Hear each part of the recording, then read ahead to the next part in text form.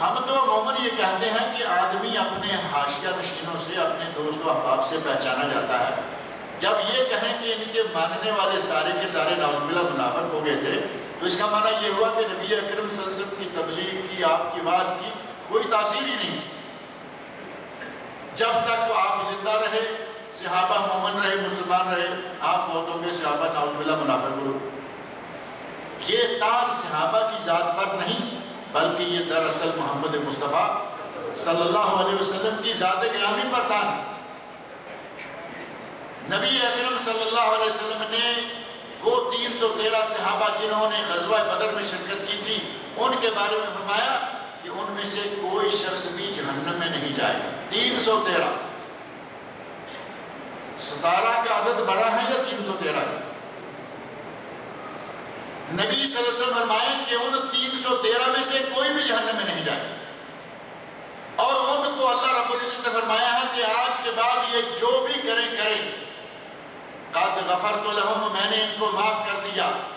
یہ 313 جو ہے، ان میں سے کوئی شخص بھی جہنم میں جانے والا نہیں ہے، اور یہ ان 313 میں سے بھی 17 کو نکال دیا۔ 1400 صلح حدیبیہ کے موقع پر فرمایا جو بھی کریں یہ بھی جنتی ہیں، اور صحابہ کرام میں سے وہ صحابہ ہیں، نبی اکرم صلی اللہ علیہ وسلم نے ارشاد فرمایا فداک ابی و امی۔ آپ اندازہ کریں کہ کسی صحابی کے بارے میں نبی صلی اللہ علیہ وسلم کہے کہ میرے ماں باپ تجھ پر قربان ہوں، کچھ چھوٹے سے مقام کا آدمی ہوگا وہ؟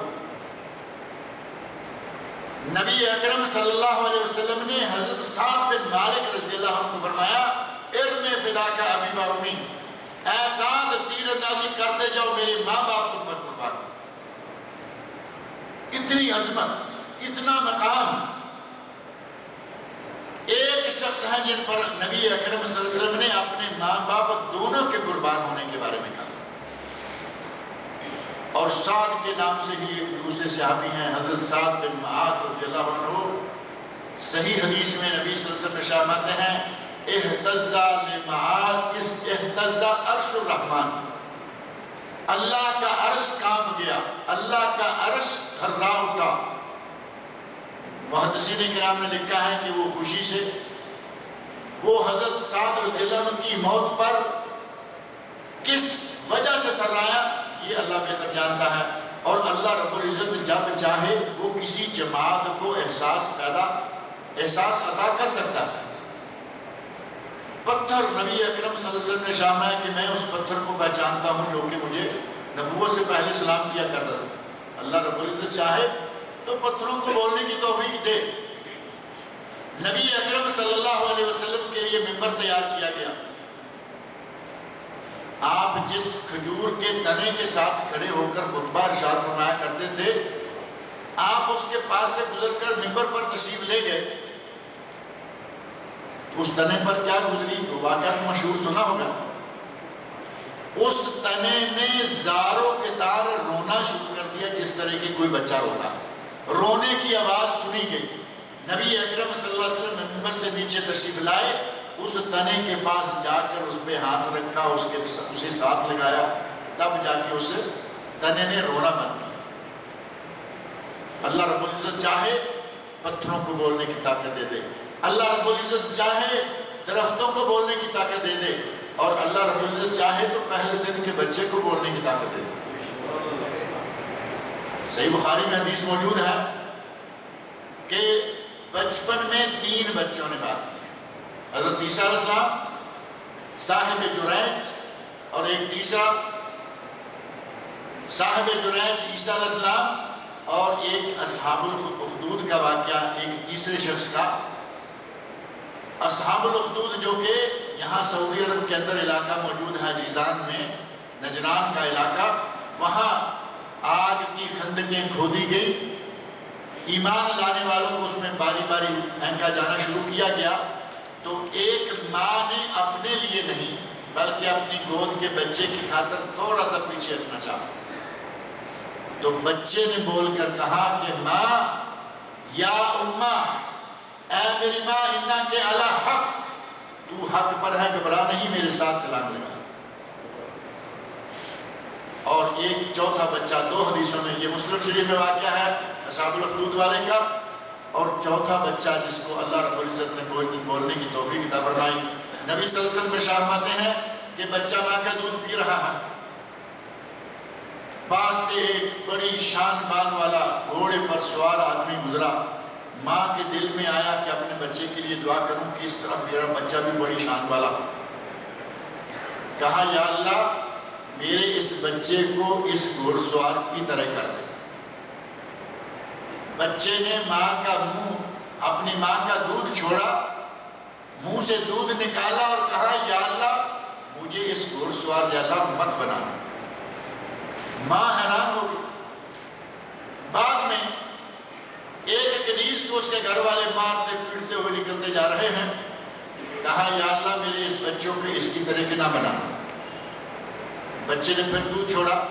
صحابی کہتے ہیں نبی اکرم صلی اللہ علیہ وسلم نے اپنی انگلی کا پورا باقاعدہ منہ میں ڈالا جیسے بچہ دودھ چوستا ہے، اس انداز سے باقاعدہ اپنے ہاتھ کی انگلی کے اشارے سے بتایا کہ بچے نے ماں کا دودھ منہ سے نکالا اور کہا کہ یا اللہ مجھے اس کنیز جیسا بنانا۔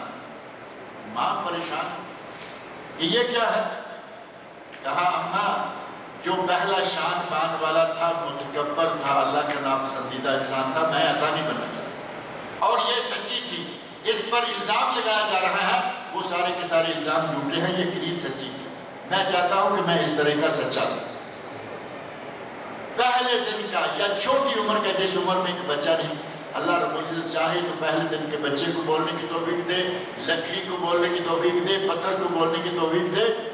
اللہ رب العزت اپنے عرش کو کون سی توفیق نہیں دے سکتا؟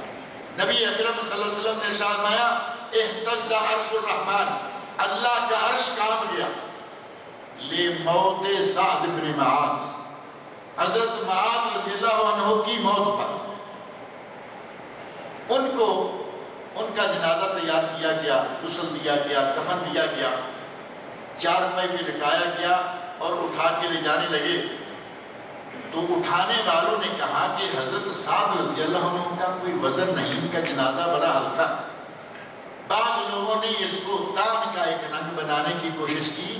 نبی اکرم صلی اللہ علیہ وسلم نے ارشاد فرمایا کہ یہ جنازہ صرف تم نہیں اٹھائے ہوئے، اس جنازے کو فرشتے کندھا دیے ہوئے،